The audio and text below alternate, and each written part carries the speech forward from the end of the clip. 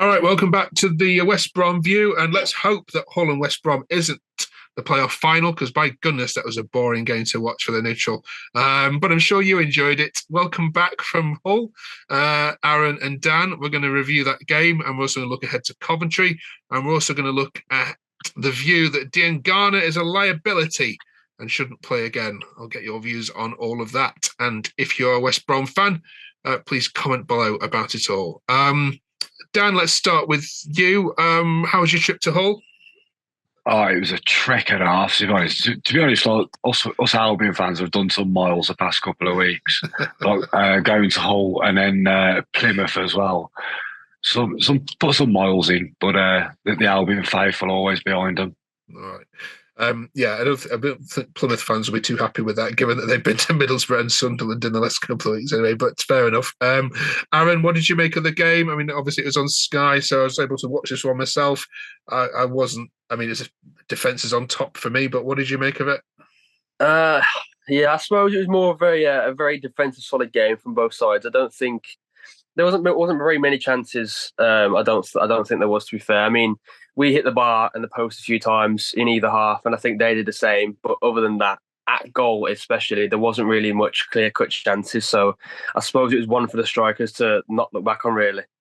Yeah, I mean, it's a good point away from home, and Dan, isn't it? That you know your away form hasn't been the best. So against a good Hull side who are improving week on week, you're probably happy with the point, were you? Oh God, yeah. To be fair, I think the draw was the fair result anyway. It was like two decent teams just cancelling each other out, and yeah, to be fair, the draw was a fair result. Yeah. Okay. Who's your man of the match, Aaron?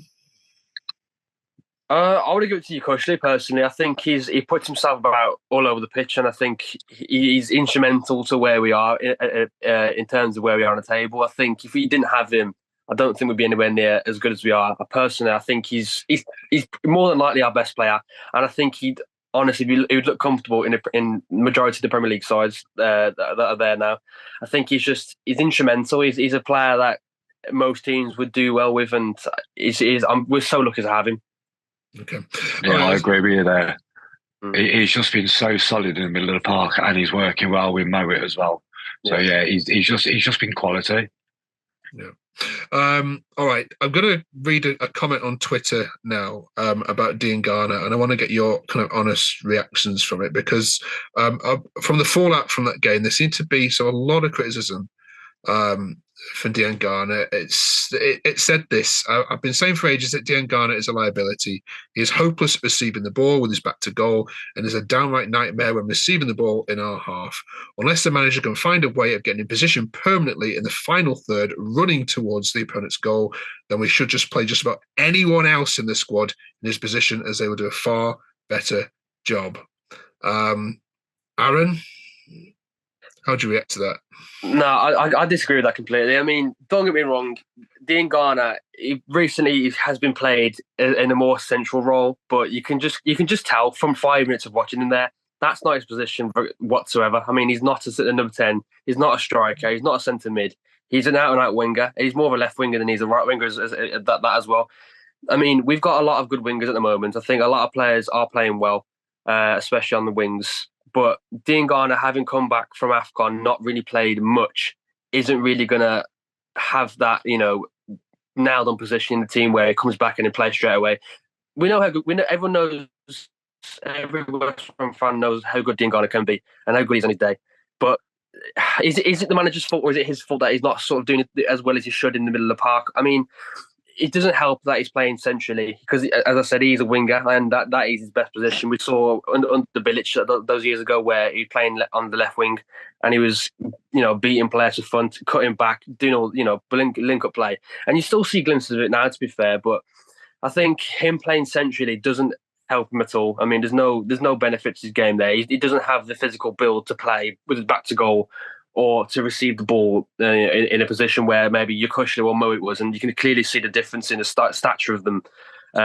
Just for that alone. But I don't think on the ball he's brilliant, but it's more off the ball. I don't think he does enough to warrant playing in the central roles, because the way we set up in a defensive structure, it's more of a 4-4-2, and again, he's not a striker. He does not a 10. He's not a striker. He's always been a winger, and I guess it's not his fault really that we've got a lot of good players playing on the wing at the moment. But he has to do a lot better, given the chances wherever it is on the pitch he's playing, to sort of cement his position on the field, because at the moment it's like picking a name out of the hat to play in the 10 role, because Swift and Diangana is usually a pick of the bunch, or pick of them two, sorry, and none of them really nail their name down really. So it's always going to be a toss up between a pair of them. But Diangana has to do more, I think. Still, I disagree with the comment that he's a liability, because he's not at all. He's been.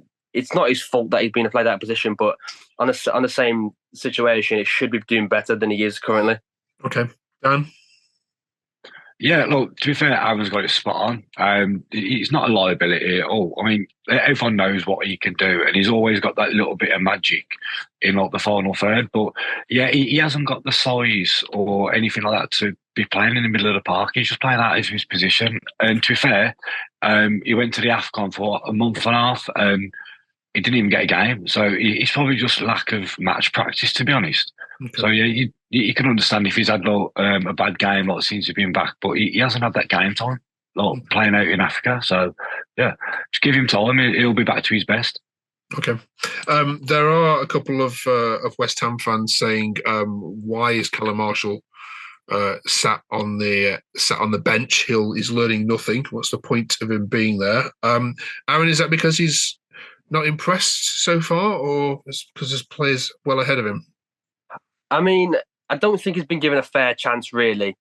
I mean, there's been times where he's been sat on the bench and he's sat there the whole time, and we've gone into games needing a goal at half time, and then he brings on a wing back or a centre mid rather than bringing on more attacking reinforcements. And you'd think, having a player like Marshall on the bench, it's a player with a point to prove. It's someone who hasn't got any sort of burden on the shoulders, but is a player that is just there to show what he can do. And I don't think it'd be a bad idea to just throw him on for 15 minutes, you know what I mean, towards the end of the game, where he can just run about a little bit, try and find a little bit of something from nothing maybe. Mm-hmm. And it's not that we don't have the players that can feed him, you know what I mean.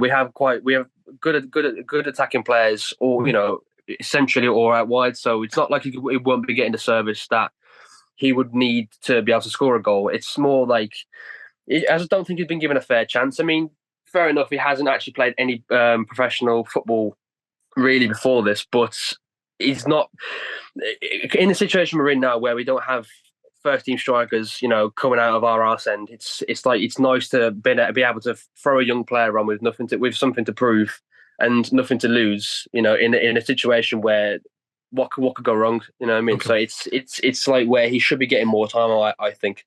All right. Dan, it's Coventry then this weekend. It's our old Midlands derby. We're allowed to call this one a derby, I think, aren't we? Yeah, sort of, yeah. It is sort of a derby. We ain't that far away from each other, but it's not a massive derby, like Wolves Albion, but... Yeah. Go on. Yeah, go on. You can have it as a derby. All right, cheers. I was allowed to have Bristol City Cardiff as a derby, so we'll have this one as a derby. Yeah, you've only lost once at the Hawthorns to Coventry since 1992, which was in 2007. So you've had a great track record against them. Obviously, not played them, every single year.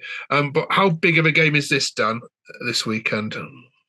Considering like we're both of us are in the league, it is a bit of a dogfight, to be honest, for them last few playoff places. Yeah, I think it will be quite a fierce game. Probably pretty close as well. Hopefully that Hadji Phillips plays, because the last time at their ground he had like 4 1-on-1s and missed all of them. So if he's playing, we've probably got a great chance of winning. But yeah, our home form has just been it's been brilliant, to be honest. We don't look like losing when we're at home. So yeah, to be fair, hopefully it should be a walk in the park. Yeah, there's Fortress Hawthorns. Let's get some score predictions from you then, if that's all right. Aaron, can you go first? West Brom Coventry. I think we beat them comfortably in the away fixture. Obviously, that being 2-0. As you said, I don't think we've lost. We haven't lost to them or played poorly against them in a while, really. And I think at home our form is far better than our away form. It's it's Fortune's Hawthorns, everyone sort of likes to say. So I think I'll go for another win. I'll say another 2-0 win to the Albion. Okay, nice one. Dan? Yeah, I think I'll go 2-0 as well. We don't really lose at home, and we don't really concede at home either. So yeah, I'll go with 2-0.